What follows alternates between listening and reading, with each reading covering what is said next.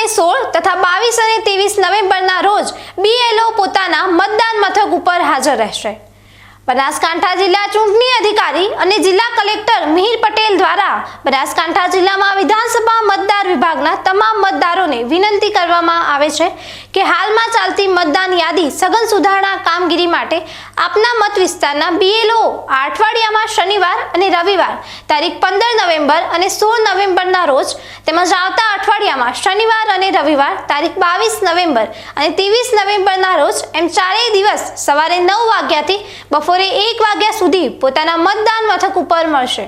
મતદારોએ પોતાના ગણતરી પત્રકમાં વર્ષ 2002ની મતદાર યાદીની પોતાની તેમના માતા પિતા કે દાદા દાદીની વિગતો ગણતરી ફોર્મમાં ભરવાની હોય BLOની મદદથી તે વિગતો પોતાના મતદાન મથક પર શોધી શકશે તથા નામ ન મળતા કયા પુરાવા રજૂ કરવા તેનું માર્ગદર્શન મેળવી શકશે અને મતદાર પોતાનો ફોટો લગાવીને યોગ્ય રીતે ભરેલ ગણતરી પત્રક BLOને આ તારીખોમાં જમા કરાવી શકશે।